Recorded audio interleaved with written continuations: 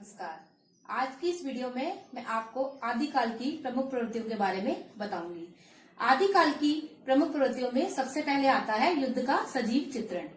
आदिकाल के कवि होने के साथ साथ भाट एवं चारण भी थे, जो राजाओं के साथ युद्धों में जाते थे। इसलिए उन्होंने युद्धों को स्वयं अपनी आंखों से देखा है, इसलिए अपने काव्य में उसका चित्रण बिल्कुल सजीव शब्दों में किया है। उसके बाद दूसरे नंबर पे आता है ऐतिहासिकता का अभाव। आदिकाल की सारी रचनाएं ऐतिहासिकता पे आधारित हैं, लेकिन इनकी किसी भी घटनाओं का इतिहास से मेल नहीं खाता। कभी तिथियों में गड़बड़ है, कभी घटनाओं में, इसलिए इस काल की रचनाओं में ऐतिहासिक तथ्य का अभाव है। उसके बाद आता है प्रामाणिकता में संदेह। आदिकाल का सबसे महत्वपूर्ण ग्रंथ है पृथ्वीराज रासो, लेकिन इसकी प्रामाणिकता में सभी आचार्यों ने संदेह व्यक्त किया है। यहाँ तक कि आचार्य रामचंद्र शुक्ल ने तो इसे जाली ग्रंथ ही माना है, क्योंकि इसकी घटनाएं, पात्र बिल्कुल भी इतिहास से मैच नहीं करते और आगे आके कालांतर में अनेक कवियों ने इसके काव्य में अनेक संशोधन कर दिए, इसलिए इनकी प्रामाणिकता में बहुत ज्यादा संदेह है। उसके बाद आता है वीर एवं श्रृंगार रस की प्रधानता। राजाओं के आश्रम में रहने के कारण अधिकतर कवियों ने राजाओं के युद्धों का वर्णन किया है, उनकी वीरता का वर्णन किया है, इसलिए इस काल में प्रमुख रूप से वीर रस का वर्णन हुआ है। लेकिन साथ साथ ही कुछ कवि जैसे विद्यापति आदि ने श्रृंगार रस की भी रचनाएं की हैं। उसके बाद आता है आश्रयदाताओं की प्रशंसा। इस काल के कवि किसी न किसी राजा के आश्रय में रहते थे, इसलिए इनके काव्य में मुख्य रूप से आश्रयदाताओं की प्रशंसा के काव्य लिखे गए हैं। उसके बाद है संकुचित राष्ट्रीयता। इस काल के कवियों ने राष्ट्रीयता के प्रति बहुत उदार रवैया नहीं अपनाया। सब इस कालखंड में सारे राजाएं छोटे छोटे राज्यों में बिखरे हुए थे और अपने अपने छोटे छोटे राज्यों को स्वतंत्र राज्य घोषित किया हुआ था। तो इसलिए कवियों में भी संपूर्ण राष्ट्रीयता का अभाव रहा और उनकी जो विचारधारा थी अपने आश्रयदाताओं तक ही सीमित रही। उसके बाद आता है कल्पना की प्रचुरता। इस काल के कवियों ने तथ्य की बजाय कल्पना को अधिक महत्व दिया, इसलिए इस काल में तथ्यों को गौण बना दिया गया है और कल्पना को महत्वपूर्ण सिद्ध किया गया है। उसके बाद आता है इस काल में विभिन्न छंदों का प्रयोग किया गया।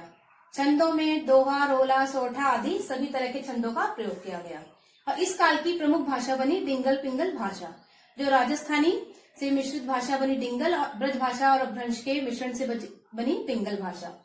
उसके बाद अलंकारों का भी इस काल में स्वाभाविक प्रयोग हुआ है।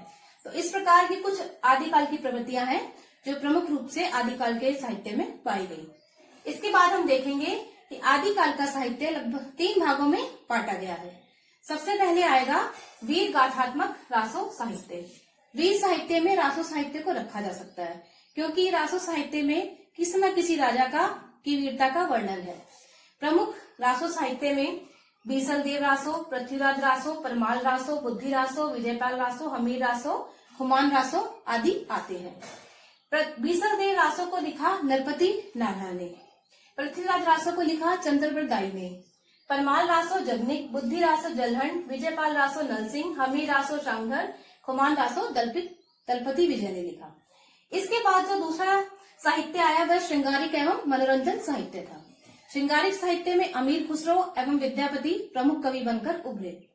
अमीर खुसरो ने उस समय आम जनता के मनोरंजन के लिए साहित्य लिखा। इसमें उन्होंने खालिकबारी, गजलें, पहेलियां, मुकरियां, दो सुखने आदि लिखे, जिससे जनता का मनोरंजन हो सके।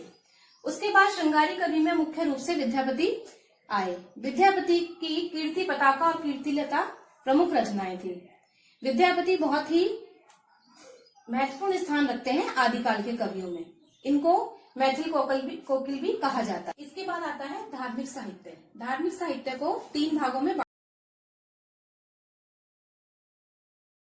बांटा गया है: सिद्ध साहित्य, नाथ साहित्य एवं जैन साहित्य। सिद्धों की संख्या 84 मानी गई है। उसमें से प्रमुख सिद्ध हैं सहरपा, शबरपा, लुइपा एवं कनपा। उनकी प्रमुख रचनाओं में दोहा, कोश, चर्यापाद आदि आती हैं। उसके बाद आता है नाथ साहित्य। नाथ साहित्य के प्रवर्तकों में गोरखनाथ का नाम प्रमुख रूप से आता है। गोरखनाथ के शिष्यों में मत्स्येंद्र नाथ, ज्वालानाथ, गाहिनीनाथ, कर्णिपाद नाथ, रेवानाथ आदि प्रमुख हैं। नाथों की संख्या 9 मानी गई है। गोरखनाथ का प्रमुख ग्रंथ गोरखवाणी है। जो आदिकाल के साहित्य में महत्वपूर्ण स्थान रखता है। उसके बाद आता है जैन साहित्य। जैन साहित्य के प्रमुख कवियों में स्वयंभू, शालिभद्र सूरि, पुष्पदंत, धनपाल आदि प्रमुख हैं और प्रमुख ग्रंथों में शावकाचार, भारतेश्वर, बाहुबली, परमचरित आदि आते हैं। इस प्रकार आज हमने आदिकालीन साहित्य की प्रमुख प्रवृत्तियां एवं उनके साहित्य एवं प्रमुख कवियों के बारे में पढ़ा। धन्यवाद।